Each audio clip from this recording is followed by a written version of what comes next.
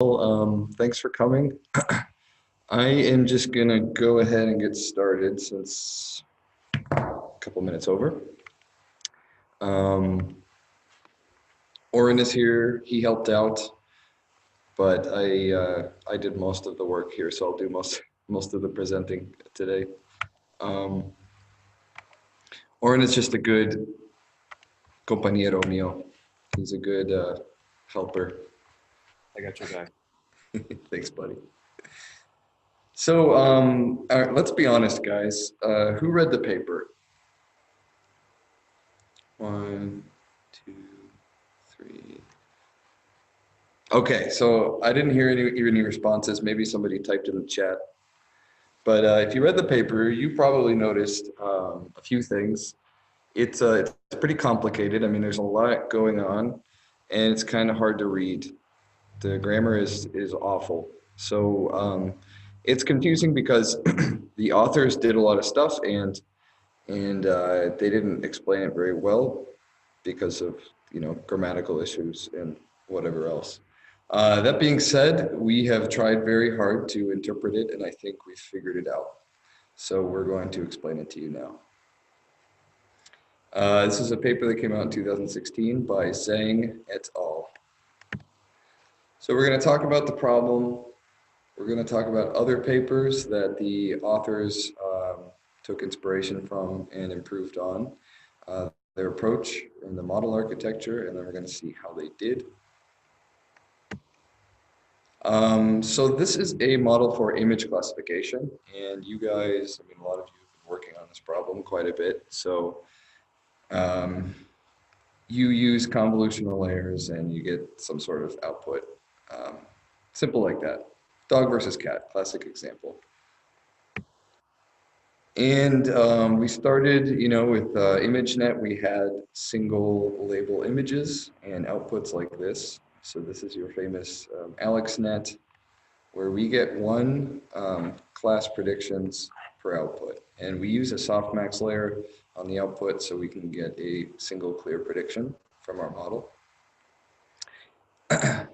But nowadays, people are interested in problems like this, object detection, where we actually want to locate the instance of an object in the image and maybe draw a box around it, stuff like that. But our LSD, the subject of this talk, is a multi-label image classification model. So with multi-label images, we get more than one label per image. However, we only have an image level label or a set of image level labels. So we don't have any bounding boxes. We don't have any segmentation annotations. We just have labels like this. And this is a classic fashion example here on the side. Maybe you have multiple labels like the name of a garment and the color of a garment, stuff like that. We don't get things like the count of the number of objects. We just have a binary label for each object, whether or not it's present in the image. So that's the problem that this model is supposed to solve. Prior work, we had a few different papers of ways to do this. So you could just use a CNN and then give it a sigmoid output instead of a softmax output. That works okay. It doesn't work great. And then there's been some other projects like this one that will combine using convolutions and an LSTM to try and get multiple outputs. And this CNN plus LSTM approach seems to work a little bit better than just changing the activation on the last layer of a standard CNN.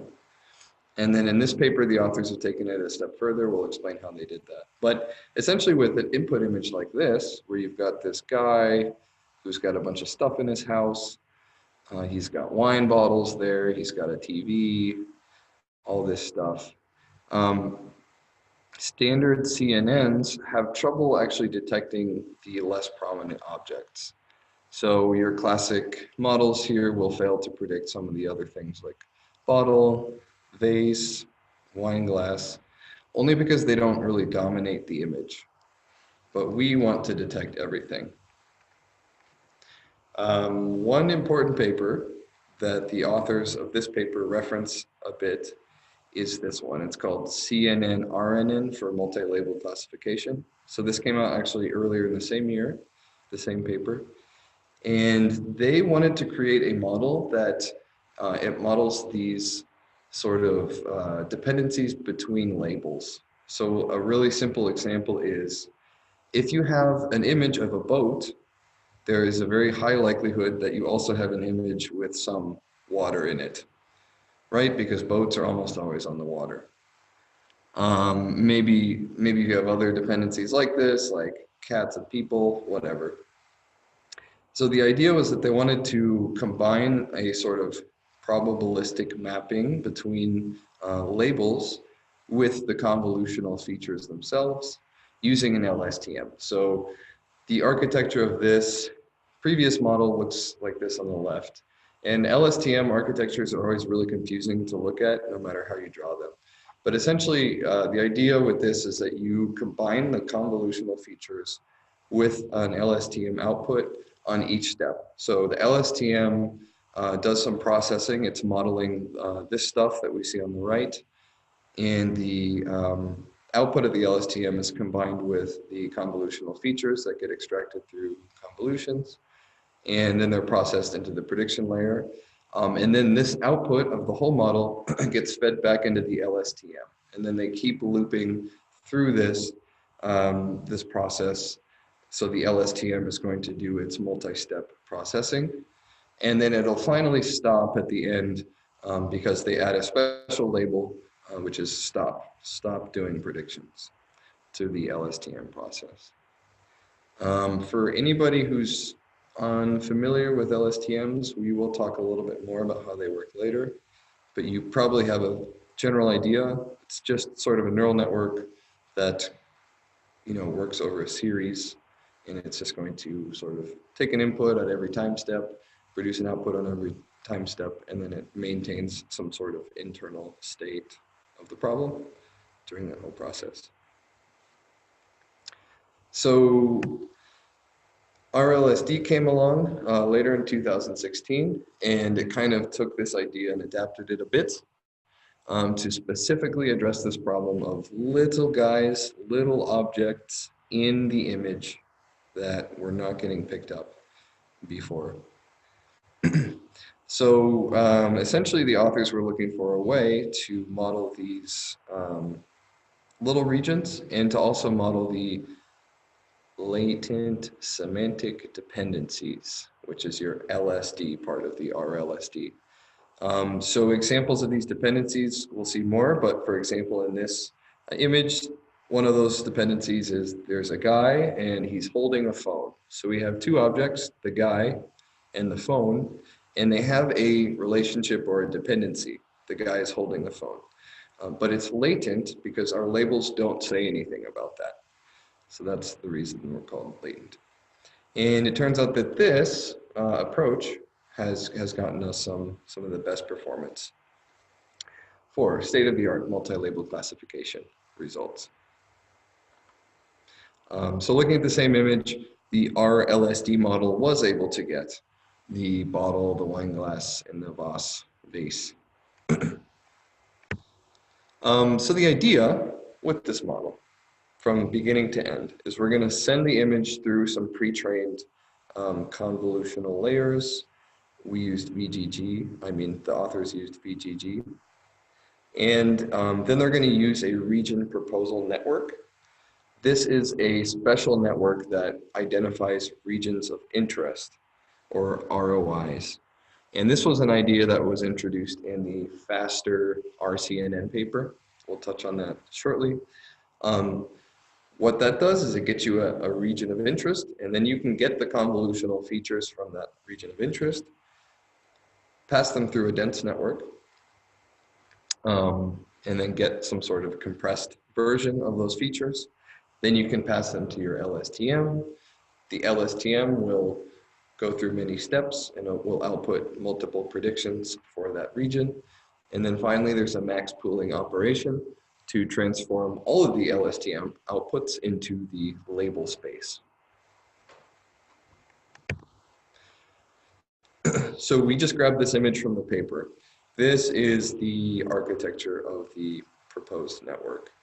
You start with the CNN, then you do this region proposal process, you get your regions, you're going to get features associated with those regions, and then you're going to do this bilinear sampling so you can turn them into a consistent vector with a uniform size for all regions of interest. And then you flatten it, send it through a dense network to get a compressed version of those features, pass it into the LSTM, and then you're going to collect the predictive outputs of the LSTM and finally do your max pooling here on the other side to get your prediction vector.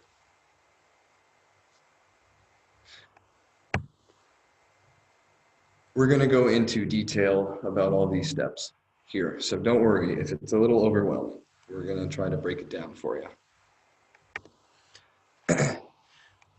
So it is an end-to-end model, sort of. The authors wanted it to be that, but there is a little hole in it. So the idea is that the model only needs the labels. You don't need bounding boxes or anything like that. And so with this network, we can actually backpropagate the error through every single piece of the network, except for a little bit, it's just the head of the region proposal network. And that's, again, that's the first part of this system that actually finds the regions of interest. For me, that's a pretty big problem because that's an important part of this proposed model.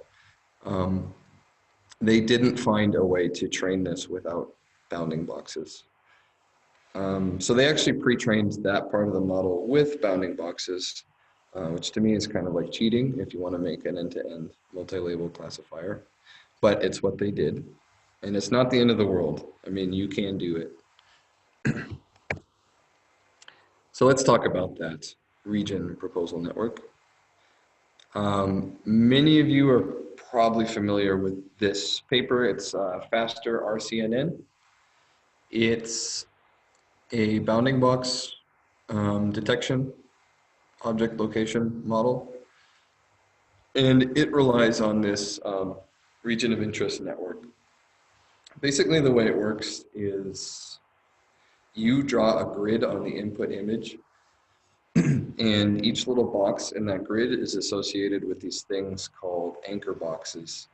So anchor boxes are just little bounding box proposals, and typically every little bit of your grid will have, say, 9 bounding boxes. Each one has a different size and a different aspect ratio.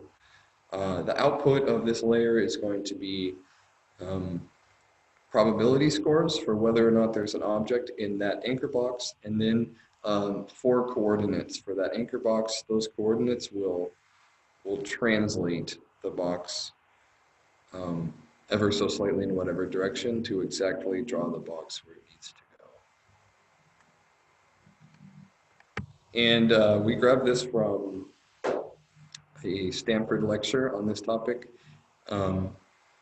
Essentially, the idea with faster RCNN is that you want to train this region proposal network to get fast region proposals. This was actually the computation bottleneck for previous works on this RCNN model. They decided, what if we use a network to create these proposals and then use other features to process the proposals? So essentially what you have is you get a feature map through the convolutional layers, and with those features you predict region proposals, and then you use those same features in a pooling operation to extract features for each proposal. And then later you can process those features to give labels to those object proposals.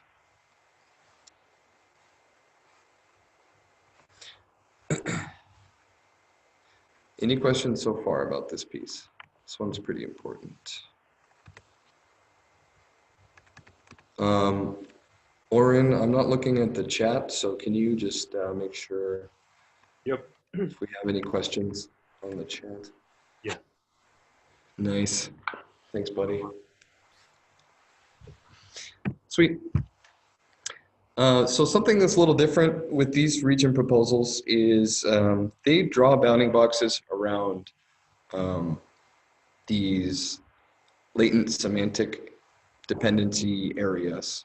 So there's a data set called Visual Genome that actually has these types of bounding boxes. And what I mean by that is that they draw bounding boxes around groups of objects that are related to each other in some way. So in this example, you can see there's a baseball player holding a bat, and there's a bounding box drawn around it. Also, the bat is hitting a ball, and there's a bounding box drawn around that. And then there's a bounding box drawn around all three of them. Then there's the catcher and the umpire. They are together. The umpire is like touching his back, I think, or something. Here on the left, there's a kid hitting a ball with a bat. So rather than drawing a box around the objects, they're going to draw the box around groups of objects that are potentially interacting with each other. So to compare these two images side by side, you can see here on the left, there's an object level bounding box annotation. On the right, there's semantic dependency level bounding box annotations. So they picked this visual genome data set because it has bounding boxes like this to pre-train their region proposal network in this model. So for this, they used the bounding box annotations to train the RPN.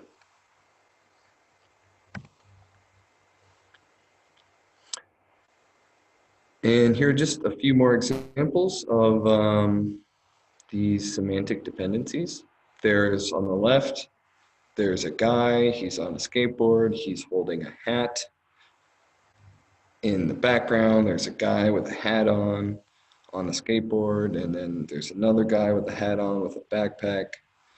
In the way background, there's a boat, it's on the ocean, and then there's also a bird. But each of those little groups, like the guy holding the hat on a skateboard, those are objects with a semantic dependency. They are interacting with each other. And then on the right, there's a dad, he's throwing a ball, there's a kid, he's got a bat, or he or she got a hat also. So we're interested in actually localizing these groups of objects so we can model the relationships between those objects.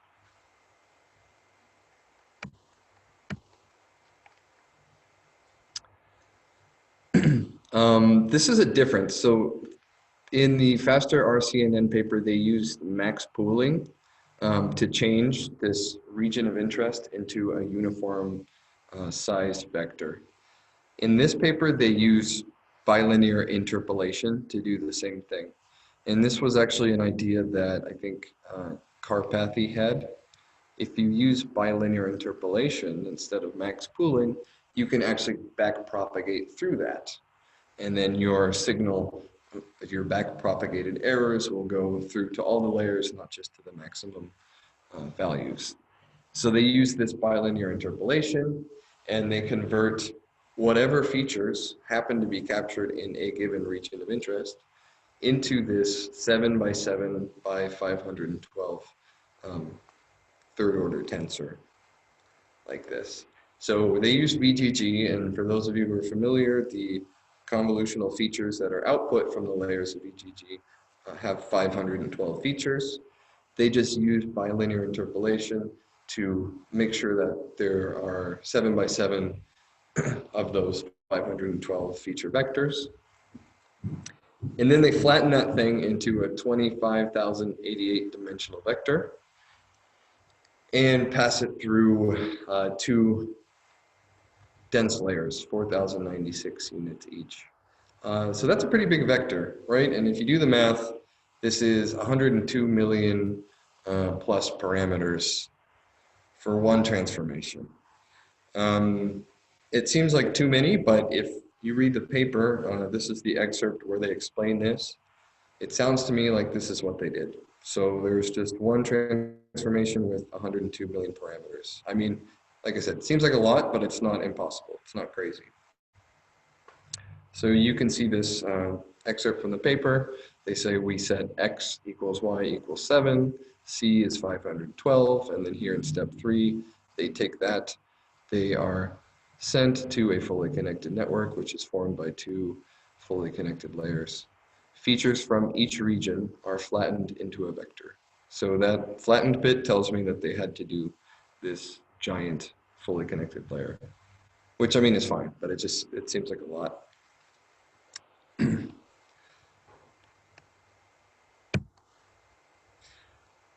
Then, so the whole point of this step is that we're going to want to take all these features and compress them into a vector of 4096 dimensions.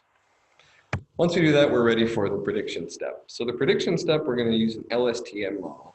And an LSTM is just this little network that takes some features in, it maintains an internal state, and it has some output on each step.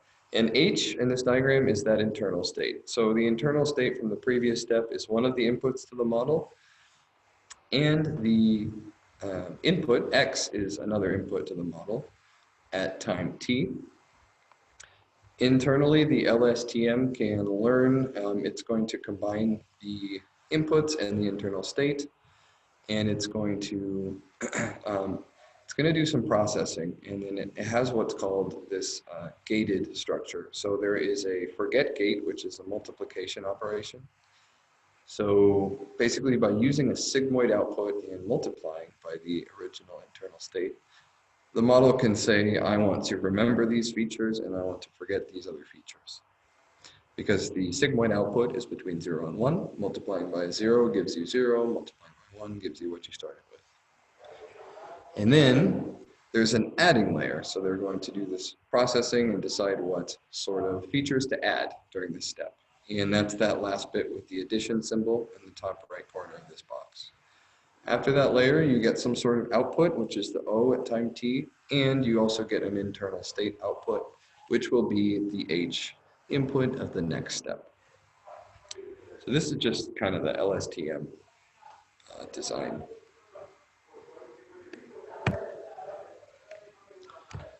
For this model, we're going to start with the internal state as a 0 vector, and we're going to use the 4096 dimensional compressed feature vector as the first X input.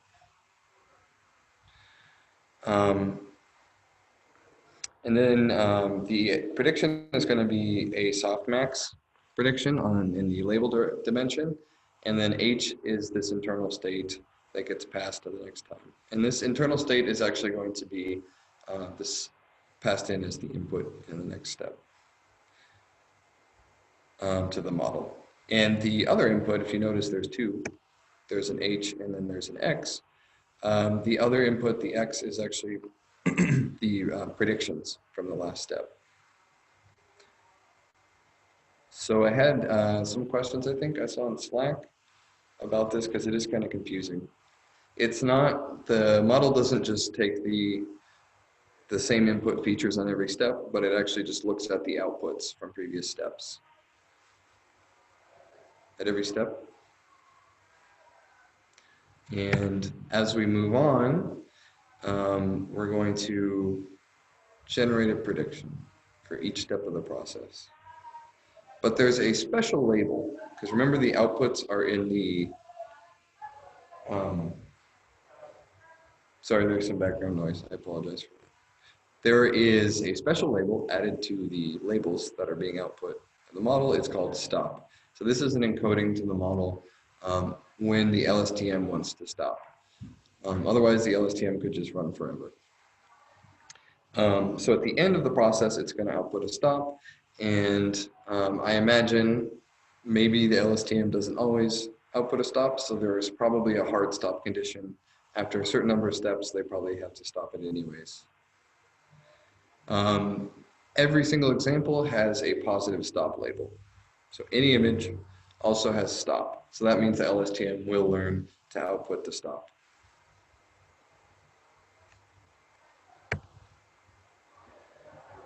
So during this process, remember, this output, O at time t, is going to be a vector of labels. So it's going to be probabilities for each label, and it has a softmax on its output here. So each time step is going to output a probability vector for the labels. And then each region has a different set of outputs. So you've got a bunch of time steps, each of which has an output probability vector, and you've got a bunch of regions, each of which has a bunch of time steps. So you end up with another third order tensor. You've got T number of time steps, you've got R number of ROIs, and you've got L number of labels. So you end up with this T by R by L dimensional tensor. So to turn this into a vector in the label space, they use a max pooling operation. Max pooling across T and R. So what that looks like is a label vector. So here, imagine this is all of the aggregated outputs of all of your LSTMs for all of your regions of interest. You end up with, say, 100 time steps, 200 ROIs, and 1,000 classes. You'll end up with a big block of numbers like this, and then you just do max pooling, so you can collapse it into just the 1,000 classes, just a single vector, where the maximum value for any one of those labels is taken to be the output for the entire model. In this diagram, there's 1,001 because we've added the stop label at the end.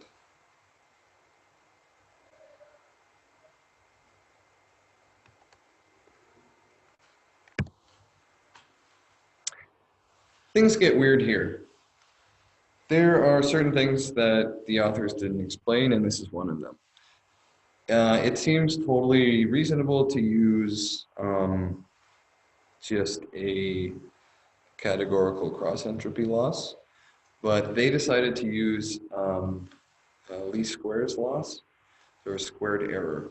So if you look at this loss, you get a probability vector, and you compare it to the ground truth vector, and you compute the square of their difference. So this is like a mean squared error loss.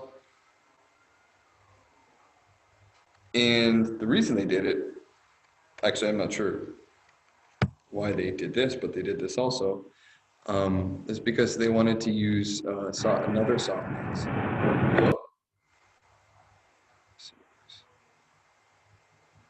Okay, there's nothing. They use softmax again. So they use softmax once and the output layer of the LSTM. And then they use softmax again after the max pooling. And because they use softmax, the sum of the entire prediction vector will be 1. So to make sure the target looks like the ideal output, they L1 normalize the target vector. So basically they just divide the target vector, which is 1 hot encoded, by the sum of the number of positive labels. And to show you what that looks like, let's look at these two images again. If our label encoding looks like this: person, bird, skateboard, ball, bat, hat, stop, we're going to need to divide each of the ones in our label vector by the number of positive conditions. So in both of these cases, there are 5 positive conditions. So instead of having a 1 for each positive, we have a 0.2. So if you're using softmax on the prediction, the ideal output will look like this, right? You want the sum to be 1. So because of that softmax, they had to do this weird thing to the ground truth label, and they had to use a different loss function, the root mean, the mean squared error. And again, they did not explain why they chose to do it this way. I'm not sure. But there are a lot of weird things about this paper, including this. So the ground truth label is called p hat. Who knew? Wonder why they called it p hat. It's usually the prediction, but whatever.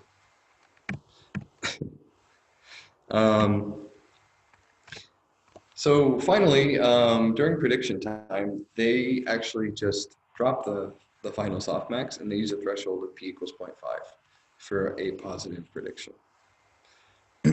So that's sort of the way you would expect things to work normally.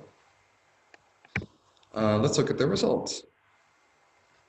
They use the Pascal VOC 2007 data set for their benchmark, and they compared their performance to CNN-RNN, which is that other paper we talked about early on, and other approaches as well that actually made use of different annotations, bounding boxes, stuff like that. And they're using mean average precision on the very right-hand column to compare the results. So what you can see is that they have been able to beat the benchmark for most of the different classes, and the mean average precision is pretty nicely above these other results.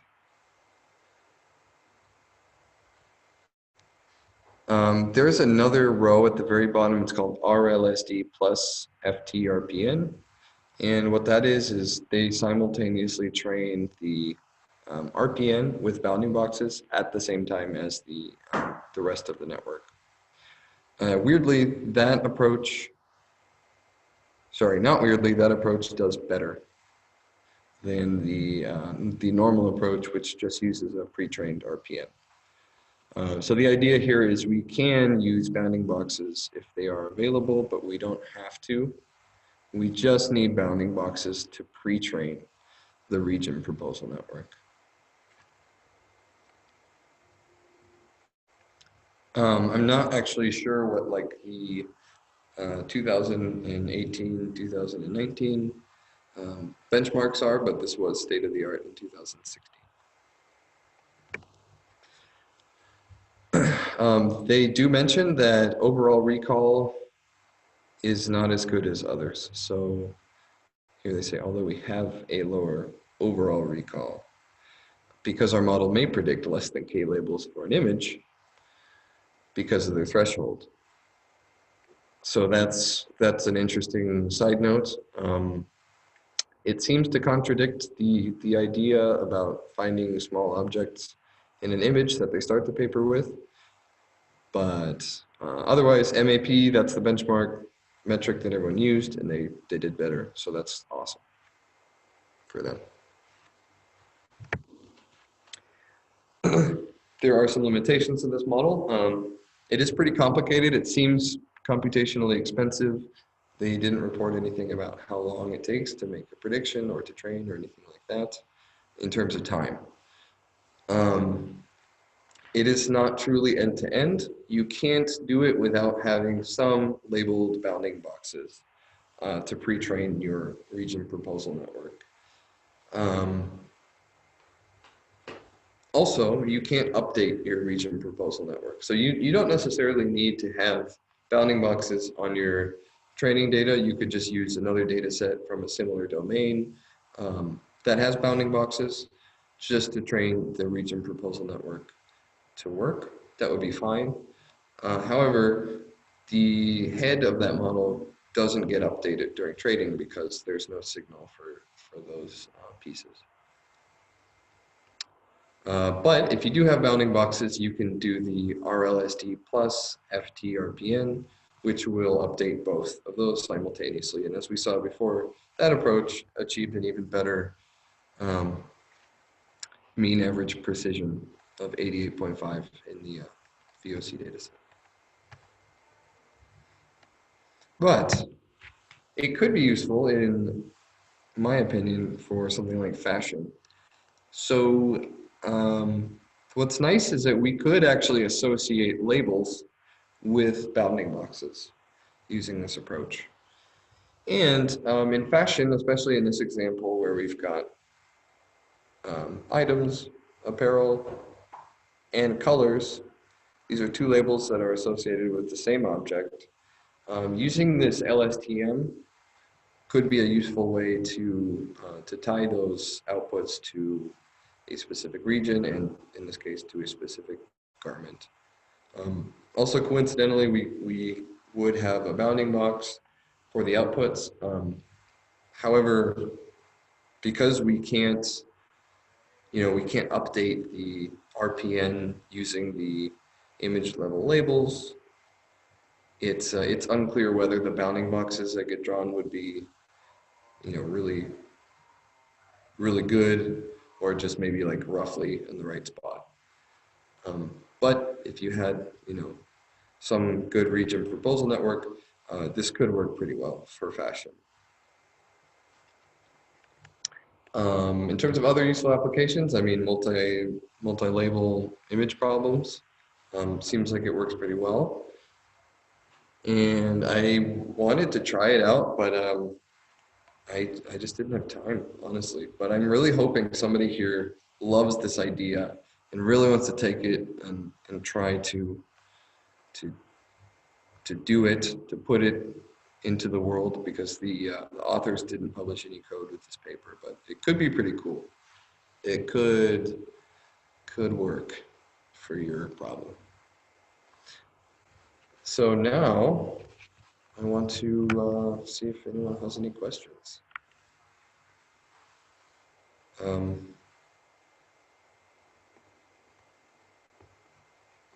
What do you think? Atin? Asfar? Christian? Constantine? Dave? David? Jim? Anybody? Sorry, Richard, I didn't put any cats in my presentation. Safak? That's okay.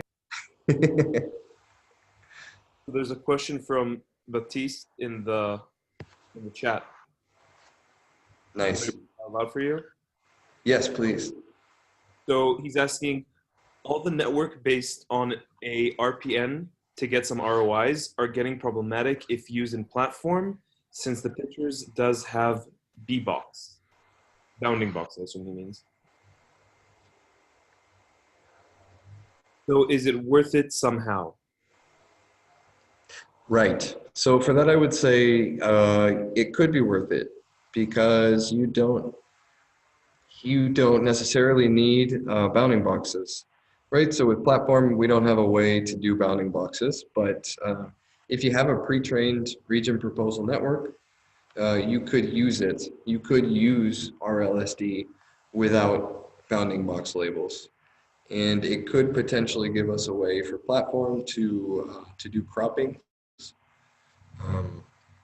As an example, I know that's something that Arshak was interested in.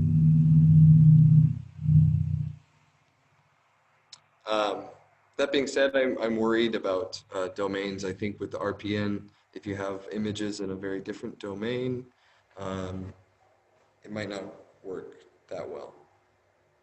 So selecting the right region proposal network for some input images would be a non-trivial problem.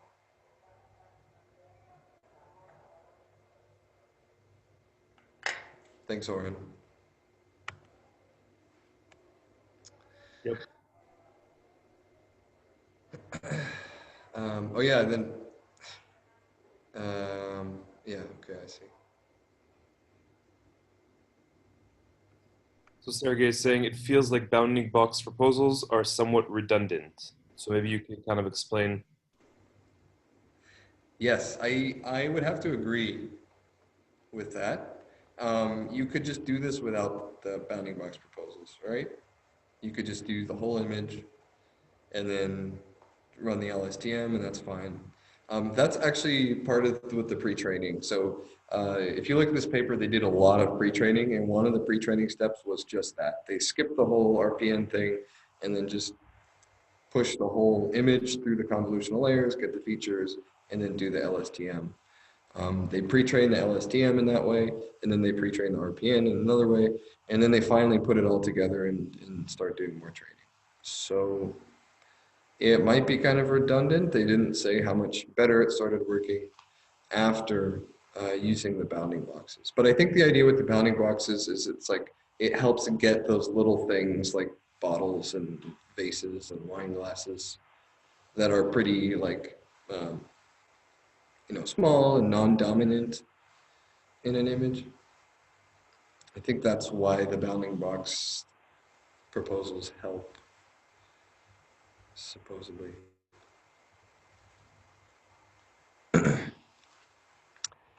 And I don't know if all of you guys, if you saw it, but I also wrote a blog post, and this was just sort of a response. I wanted to help everyone understand this paper because, like I said, the grammar is really bad in it. So I sent it out on Slack, but I can send it out here as well. Here's the link to my blog post, and it's just more of a, like, better English, maybe a little clearer explanation of the process.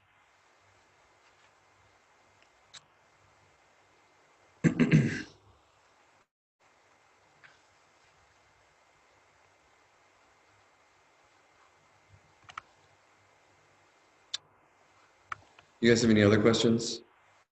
I mean, Arshak's here now, so it's time to bring out all your best questions, because we need to fill this hour up.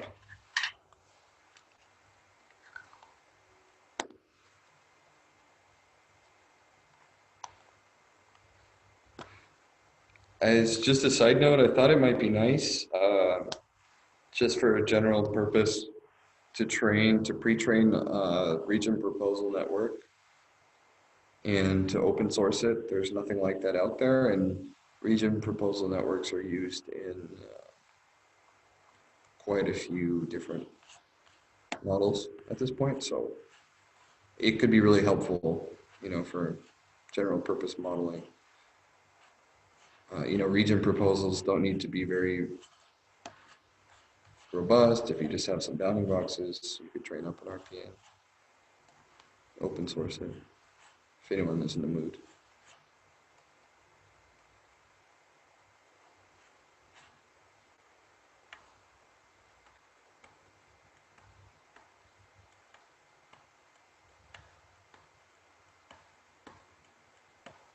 We have another question from Baptiste, Mm-hmm.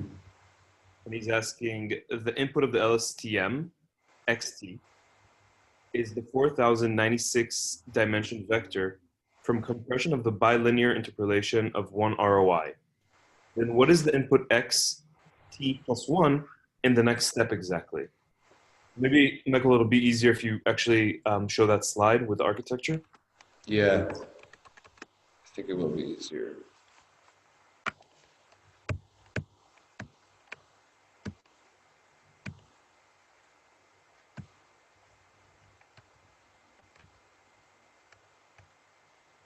Let's see.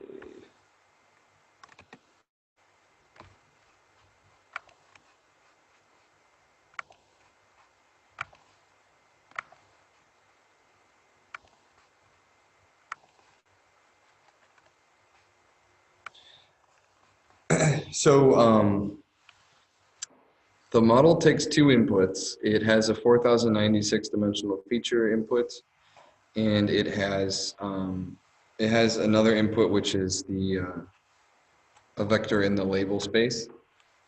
Sorry, Michael, can you just remove that window? Yeah, no problem. So I may have actually made the slide backwards, but essentially one of the inputs, the label input on the first step is a zero vector, and the other input is all the features. And then the internal state output on t plus 1, or the next step, is going to be this h in the 4096 dimension feature space. And the other input's going to be the previous output from the model. So essentially you're dealing with two spaces. You've got the 4096 dimensional feature space, and then you've got the label space. One of the inputs at any given time step is going to be the 4096 dimensional feature space, which is H, and then the other label, the other input, is going to be the output from the previous step for X, without the softmax. So the predicted output is a softmax output, and then the X for the next step is the same output without the softmax. So I think I wrote this backwards here on this slide. I apologize for that, because H, I think, is not a zero vector. I hope that makes sense.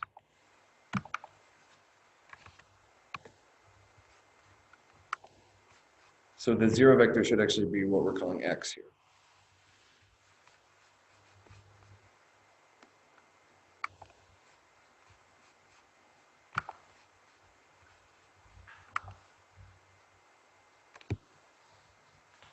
Yeah, dig into the paper. I mean, I think the answers are all there. It's really hard to read.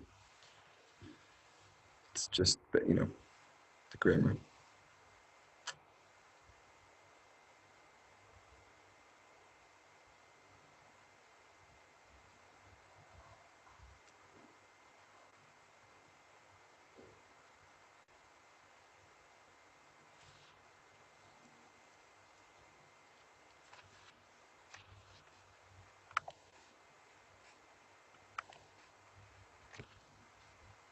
I have a question for you guys. Has anybody seen further research in this field, the multi-label image classification problem?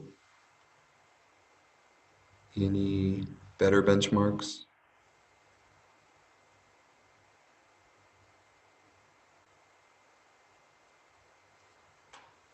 I had time to read about a lot of the prior works from this paper, but I didn't have a lot of time to look into like extensions of it. I did see some though. If you search like LSTM plus CNN for multi-label classification, you usually find the other 2016 paper.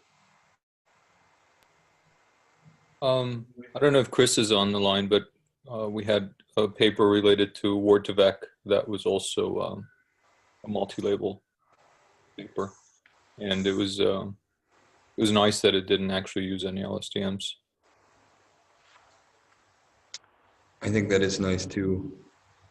My concern with LSTMs is it just ups the processing time quite a bit. It just feels a little bit contrived, their use for this use case. But it has everything, Arshak. CNNs, LSTMs. Yeah, it's just missing like a truth convolution or dilated convolution. Mm-hmm.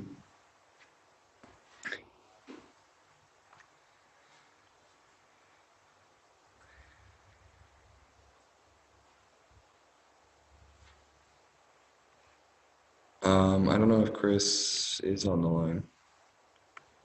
David is on the line. David's been doing a lot of work on multi-label. Anything you want to say, David? I don't know which David that is. Looks like both. Yeah, I'm here. I don't know. I don't really have too much to add. I do think this seems a bit contrived. I mean, I'm also a bit confused how they how the LSTM actually would even help in this case if you're kind of using a max pooling layer after that. But it's neither here nor there. I don't know. I don't want to be too negative. I just don't think this looks like the right solution. No, I mean, I would have to agree with that sentiment. But I was just wondering if you are familiar. Like here we got let's see. Let me just share the screen again.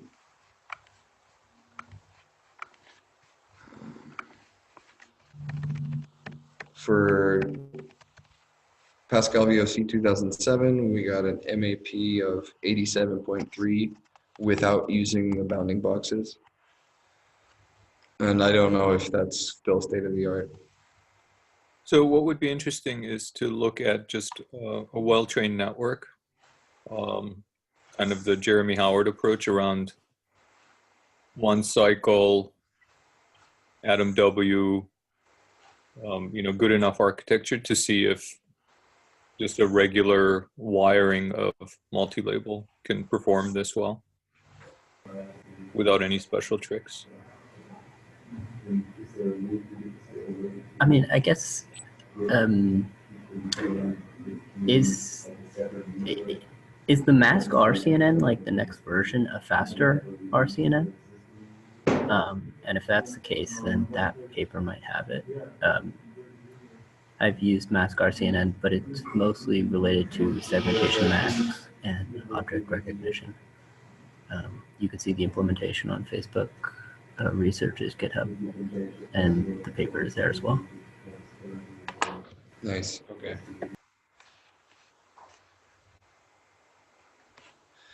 So, but yeah, I mean, I do think this falls into sort of the group of over-engineered solutions. If you look at it, they do a whole lot of pre-training. They have to pre-train every component of this network to finally get something that converges when they train it end to end. So to me, that that doesn't really make it an end-to-end solution at all.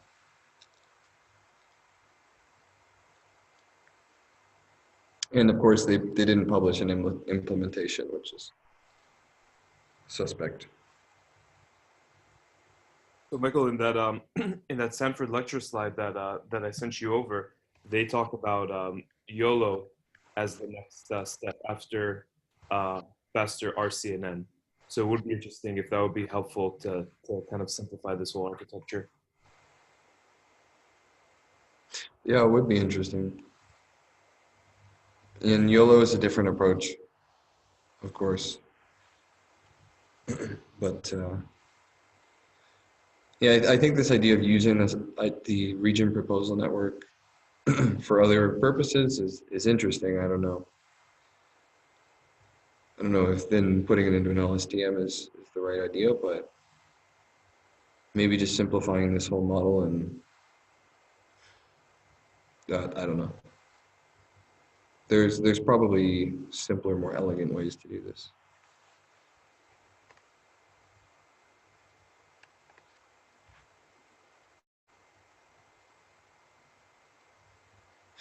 But like I said, I wish I could have put it together and tried it. But if anyone's really curious or inspired by this idea, it's it's wide open. There's no implementations out there of it, so